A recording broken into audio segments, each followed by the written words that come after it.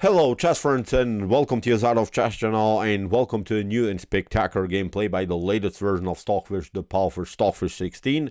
Today we see the fish battling it out against another top engine Ra6 in an amazing English opening, but the cool part is that again we'll see the fish playing with the black pieces against c4. So playing against c4 I think it's really complicated because when you start maybe to play chess and maybe if you're a beginner, many moves I think seem to be good because you can play g6, you can play even d6, e6, c6, many good sidelines you have for sure against the English opening, but no one knows which is the best approach. And I think if you follow now this Stockfish game, I think you'll solve many positional but also opening problems against c4. I think this is really useful gameplay by Stockfish 16. So let's see now what happened with the white pieces. The Ra6 chess engine opened with the move c4. Stockfish response was e5. We have knight to c3, the reverse Sicilian setup. We have knight to c6. Stockfish goes into the so-called reversed closed Sicilian because now the position is getting more and more closed in the center of the board. Both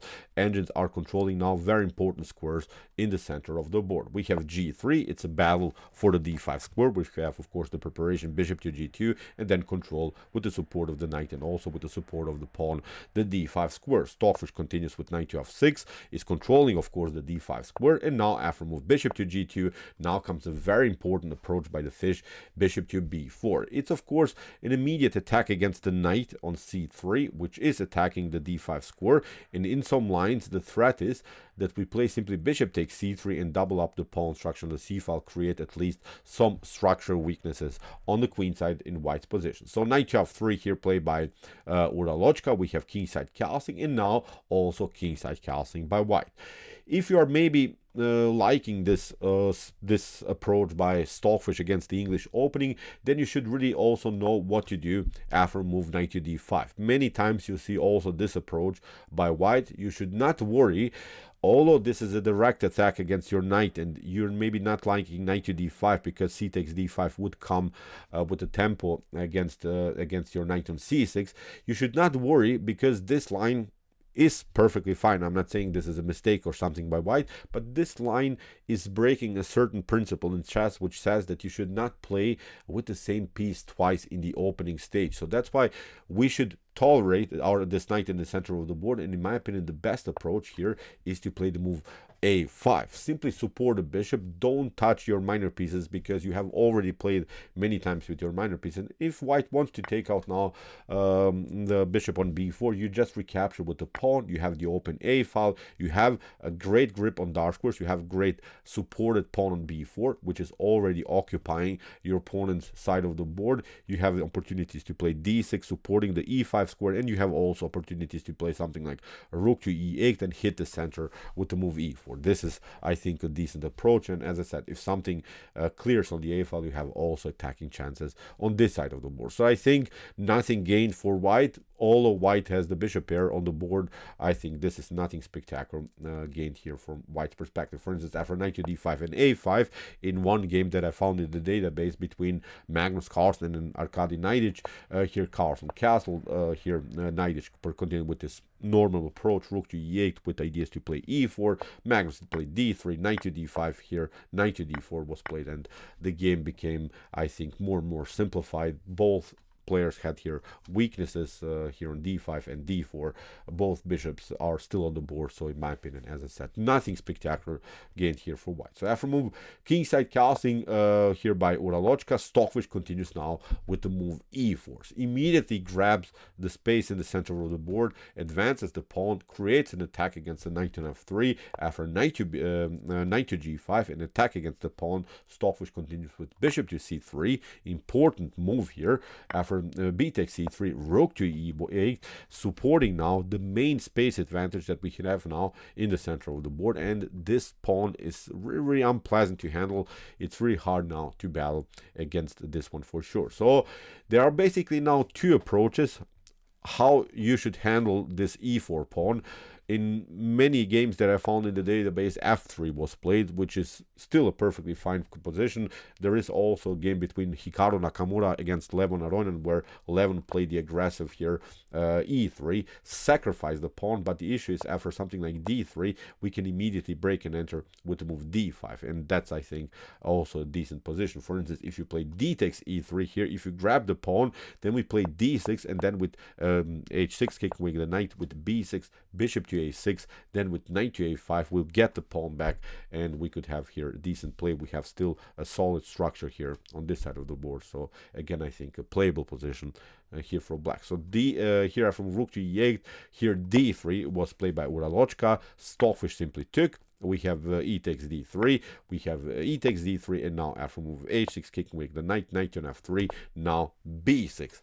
Very, very tricky idea. This move, I think you have to learn by heart, because this move seems risky, but if you know what you're doing, this is a perfectly development now in the continuation of the game, because here Uralochka played the aggressive knight to d4, hits the knight on c6, is also threatening to pick up the rook on a8, but actually now you should take, like Stockfish here. Knight to d4, of course, played by the fish. The problem here for white is that you cannot actually take the rook, because we will simply play knight to e2, first the in-between check, and then we lock the bishop on a8 with the move d5. After something like bishop to d5, knight to d5, e takes d5, queen to d5, you have to cover yourself, and now with knight takes c3, bishop to b7, this is very, very unpleasant, I guarantee it, here to play for white. This long diagonal is called, I think I would have a headache in order to defend this position. Look at this, we have occupied already the e file. You cannot even move the rook,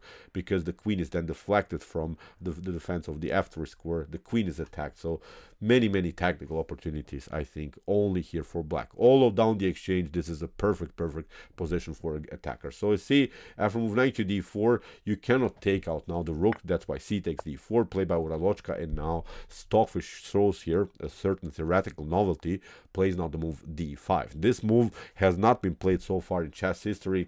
In the database, I only found the move c6, which was, I think, not the best continuation, because white can now break and enter with the move d5. So here d5, very important approach, because if you want to play here c takes d5, then we can simply continue with bishop to b7, and we get the pawn for sure back here. And then here we have two weaknesses, two still isolated pawns on two double pawns on the d file. We'll simply play blockade against this pawn. We will eventually take out this one, and I think this is not a good continuation anymore here for white. Very important move d5 here.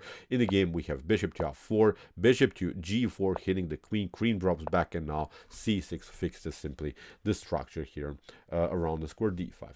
If you play here bishop to e5, this seems tempting, because it seems so that after bishop to f6 you could lose maybe the d5 pawn, but you should not worry. Again, rook to c8 takes, and now after something like c takes d5, you could maybe take out now the pawn on d5. But again, the weaknesses on the d file, I think, are bothering white. Of course, you cannot take immediately because this pawn is hanging, but we'll simply play rook to d8, attack the bishop drops back, we take out this one, then this one is weak. If you don't retreat with the bishop here, then again you have light square problems. Although up a pawn here, black should be even slightly better. In my opinion, this is a perfect endgame here for black. So again, nothing spectacular game for white. So that's why for c6 we have h3 by Uralochka. Stockfish continues with bishop to e6, c5 we have b5. Stockfish is keeping the position compact here on the queen side, tries to fix everything on this side of the board. Of course, Uralochka continues the pressure with the move a4. Stockfish fixes the structure with a6. We have rook to a2, and now knight to d7, very important move in order to control the bishop here on e5. We have rook from f to a1. Stockfish gets out of the a file mess. Uralochka built here really an aggressive attack on the a file. We have a takes b5, and now after queen to d1, queen to f6, now Stockfish has also a clear target. It's of course the weak d4 pawn. We have bishop to e3. This is not the optimal position for the bishop pair, although white has the bishop pair, but look at this. The bishop on e3, it just part of the pawn chain, and this bishop is blocked out by this healthy pawn structure here by black, by this d5 c6 b5 setup. So nothing gained, I think, also here for white. The engine gives here even a slightly better position actually for black, which is really, really crazy. With the bishop here, white is not even better in this particular position. So here I have to move bishop to e3. Stockfish continues to reroute the knight on a more active square. Rook to a6. Okay, you have an attack against this pawn, but it's really hard for white to make any progress further. This pawn is protected. If necessary, we can even retreat to d7 and protect it. Now the knight is, I think, the most flexible piece on the board. Maybe the knight is not on the optimal square now, but when we reroute it a little bit, when we find good maneuvers, then I think it could find really an active square. For instance, the square f5 seems tempting here. Maybe attack further the d4 weakness. So in the game, knight to g6, queen to h5, king to h7, fixing everything, queen to e7, and now Ra6 is desperately trying to go for the c6 pawn. But as I said, even if you double up rooks on the 6th rank, still there is a defensive approach, bishop to d7, and black would again solve all of the position, but also I think the tactical problems in the game, because the only position that I see in which black could crack here is around the square c6. But as I said, nothing spectacular even if you play rook to a6 here. So queen to d7, Stockfish continues the pressure on this long diagonal. Rook from a to a6. We have now the move f5, so you see everything is here fixed. Stockfish continues now with the progressive idea to push the pawn on f4. We have bishop to d2 and now f4 immediately here by Stockfish. Let's see now what would have happened if you play here bishop to f4. Then after knight to f4, g takes f4, we have this idea. Bishop to f5, hitting simply the weak pawn on d3. If you play bishop to f1, then with rook to rook to f8, again, many structural weaknesses. All of these pawns are suddenly becoming weaknesses in the position. Although, again, white is up a whole pawn, but I would not love to play this position from white's perspective. I think after a couple more moves, the position is simply collapsing here for white. So that's why after move f4, we have g4 passing through, rook to f8. Stockfish prepares now the move f3. If you play here f3, this wasn't played in the game, but I wanted to show what the actual problem. After move f3, if you are not allowing black to push the pawn on f3, then you're blocking out further your light square bishop. The light square bishop becomes now the worst minor piece on the board, and black would simply continue with rook to queen to e8, trying attacking on the e file. And I think again here black should be even slightly better. Although again the bishop pair is on the board, but this is not the optimal bishop pair for white for sure. So after move rook to f8, we have g5 by Ra6 trying to play aggressively here on the h file, but Stockfish simply plays on this plan f3. You don't have time to play g takes h6 because rook to f5 would simply kick away the queen, and now we'll simply grab the piece. So after f3, bishop to f1 has to be played. A rook to f5 pins now here the pawn against the queen. We have rook to a1, rook from f to c8. Now Stockfish is taking over, and I think from this point on this becomes simply a one-way ticket, but in black's favor. Really wild stuff. Rook from b to a6. We have queen to c7, attack against the king, knight to f4, bishop takes, and now queen takes f4. In order to save the day, white has to play now the move g6, kick away the king. King drops back, and now here Ra6 is hoping to finally trade off the queens. We have queen to d2, attack against this pawn. Stockfish retreats, again tries the same. Again Ra6 repeats the move, and after queen to g5, rook to a6, Stockfish plays now the move bishop to d7. So as I said, there's simply not so much that can be done. The c6 pawn is the weakness, but I'm not seeing good progressive ideas how white should make further progress and attack the c6 pawn. We have queen to g3. Stockfish simply goes for this weak pawn on g6, takes it out, and now Ra6 takes over here on this other open file on the e file. We have g4 by the fish, h4, rook from g to f6. We have an attack against the bishop, and now bishop comes on the most active square on f5, and now the rook is still protecting the c6 weakness. We have king to g3, king to h7, rook from e to e7, and now Stockfish simply protects it, and Ra6 is searching for new opportunities, but this position I think is not so good anymore here for white for sure. So king to h6, rook to a6, Stockfish connects now both of these rooks. We have rook to a7, and now g5. Stockfish improves also the other weakness, this backward pawn on g7. We have h takes g5, king to g5, rook to g7. Stockfish retreats, but also attacks again the rook on g7. Uralochka builds now a beautiful battery on the 7th rank, but now rook to h8 was played by Stockfish, and in this particular position, believe me or not, white resigned. So what's the problem?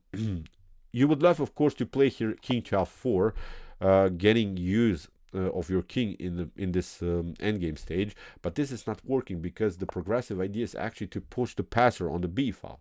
If you go here with rook to g7, then of course this one is simply winning, disconnecting the rooks. We attack the rook, and now we simply here pick up the rook, and the game should be over. Even if you play something like rook to b7 immediately here to stop the progress of the b pawn, then we push it further, because again you don't have time to pick up the pawn. Then this rook is loose on g7. You have to play rook from, I don't know, somewhere else, maybe here to c7, but now we play king to g5, and you could maybe try a new check after a couple of trades of pieces, or even if you play rook to c7 again, then the winning idea is here an easy one. We'll simply play rook to h1. The bishop is out of game. That's now the most important threat here by black, and you can maybe pick up the pawn on b4, but this pawn is lost, and I think this is game over here for white. So great attack here by Stockfish. So as I said, after move rook to h8,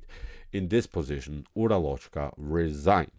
Great game by the fish, of course. Many times your opponent will not play this exactly the same line, but I think this is a really decent approach with this bishop to b4 idea in the beginning, and then with rook to e8 pushing the pawn further.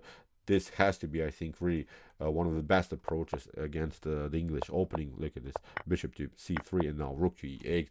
As I said, white needs now to make a reaction. What should he play against how he's going to play against the pawn on e4? f3 or d3 are the most common ideas, but we saw after move d3, nothing spectacular gained here also by white. So I think this is a beautiful game here by Stockfish. Really useful, really nice approach against c4. So as I said, maybe with this video I solved you some problems in your opening repertoire.